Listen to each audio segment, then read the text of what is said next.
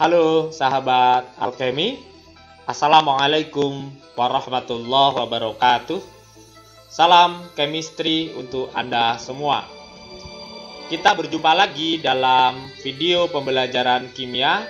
Dan kali ini kita akan membahas tentang kesetimbangan reaksi kimia.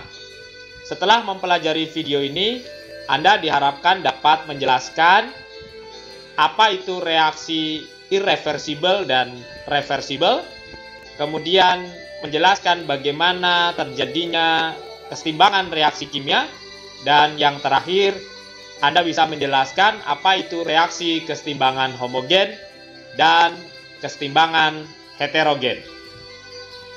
Mari kita simak bersama videonya.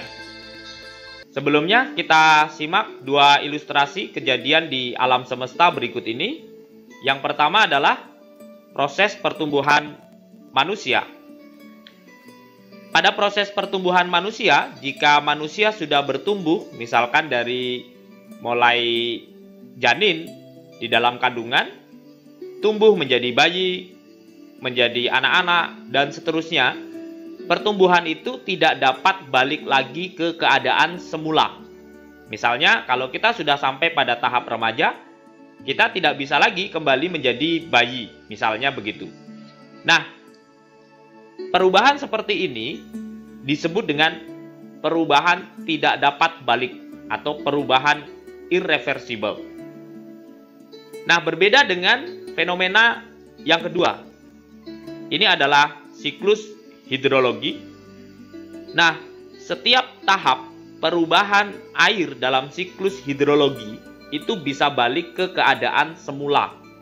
Misalnya, air menguap menjadi gas. Maka, air dalam bentuk gas itu bisa berubah menjadi bentuk cairnya kembali. Atau, air berubah menjadi zat padat, es atau salju. Maka, air dalam bentuk es itu dapat kembali lagi menjadi bentuk cairnya. Nah, kejadian seperti ini disebut dengan perubahan dapat balik atau perubahan reversible. Nah, hal ini juga terjadi pada reaksi kimia. Terdapat reaksi yang berkesudahan atau tidak dapat balik, irreversible, dan ada reaksi kimia yang dapat bolak-balik atau reaksi reversible.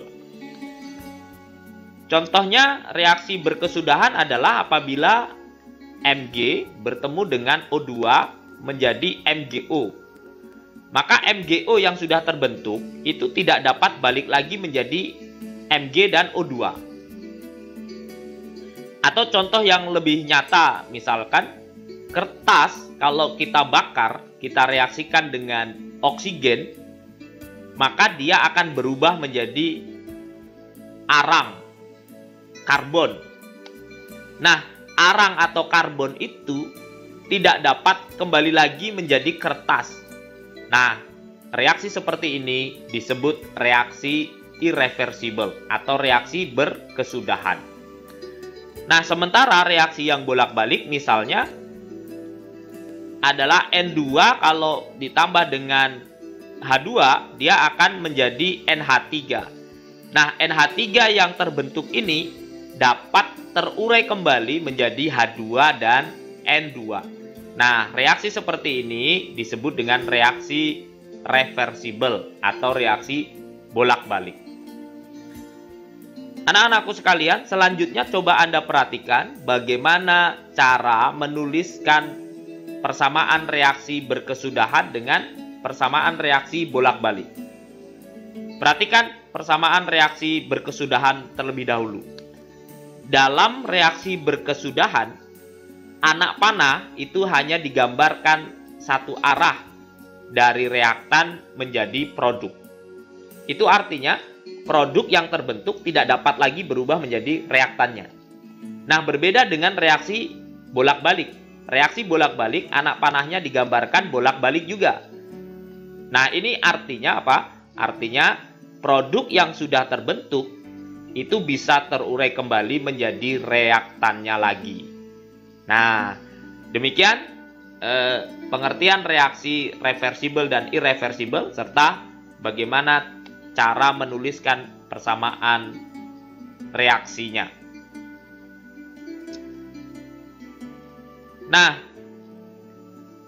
kalau reaksi itu bolak-balik, maka nanti akan terjadi suatu titik di mana reaksi itu setimbang.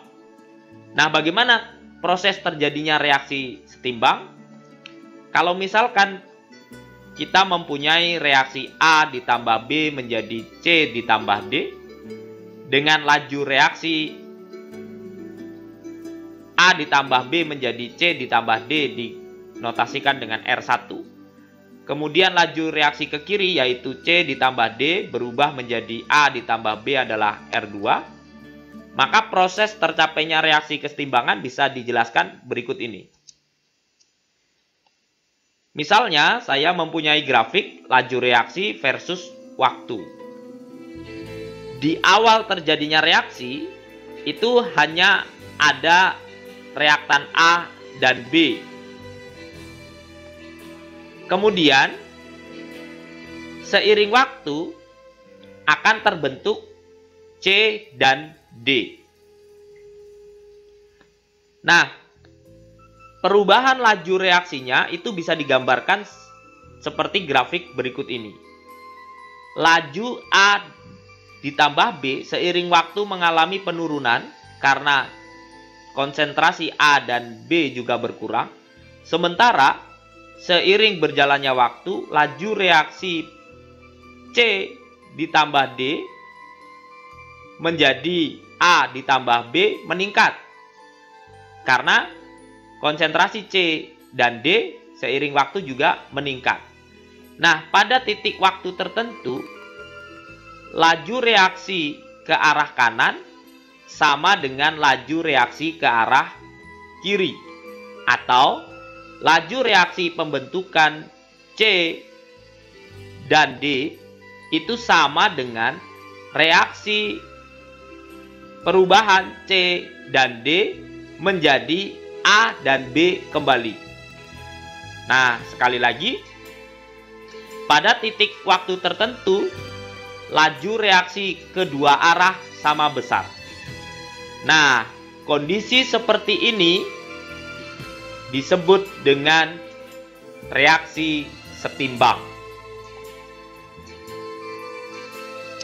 Nah, mohon perhatikan, dalam reaksi setimbang, seolah-olah reaksi itu berhenti. Karena apa? Jumlah zat yang terlibat dalam reaksi itu tetap. Tetapi sebenarnya yang terjadi tidak demikian.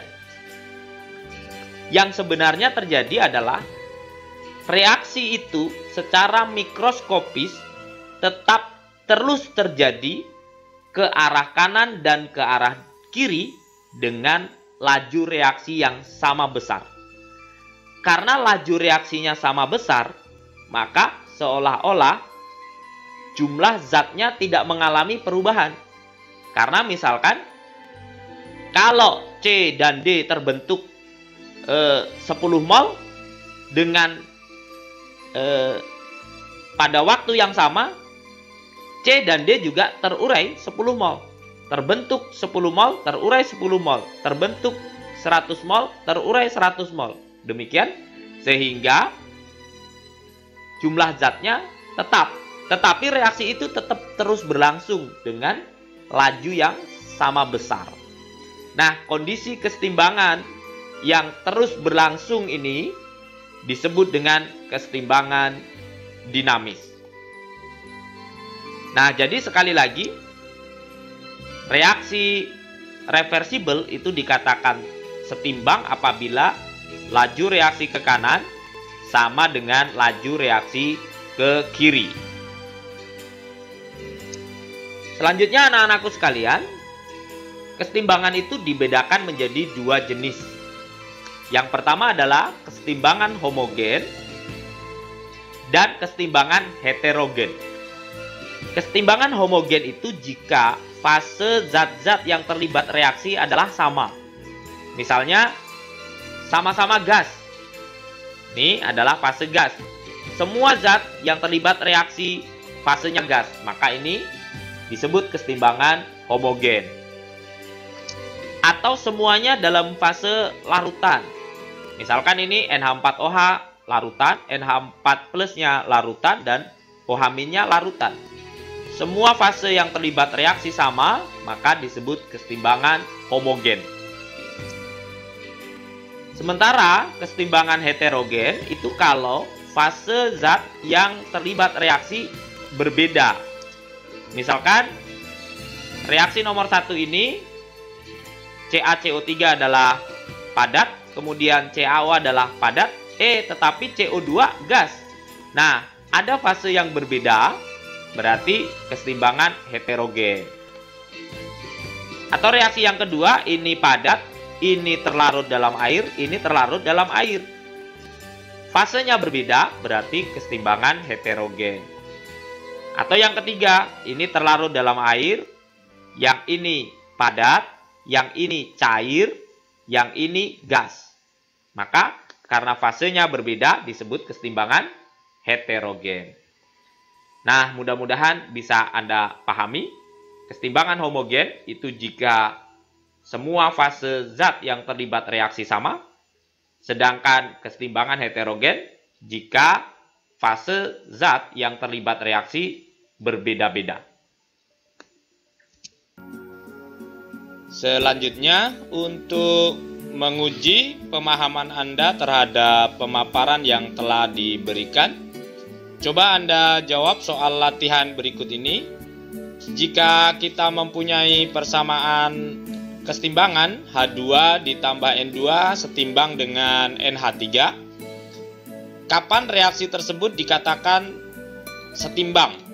Dan apakah setelah tercapai kesetimbangan, reaksi tersebut berhenti? Silakan diberikan penjelasan secukupnya. Selanjutnya, tentukan ketiga persamaan reaksi setimbang berikut ini, apakah dia termasuk kesetimbangan homogen atau heterogen. Nah, demikian pemaparan tentang kesetimbangan reaksi kimia. Terima kasih atas perhatiannya. Assalamualaikum warahmatullahi wabarakatuh.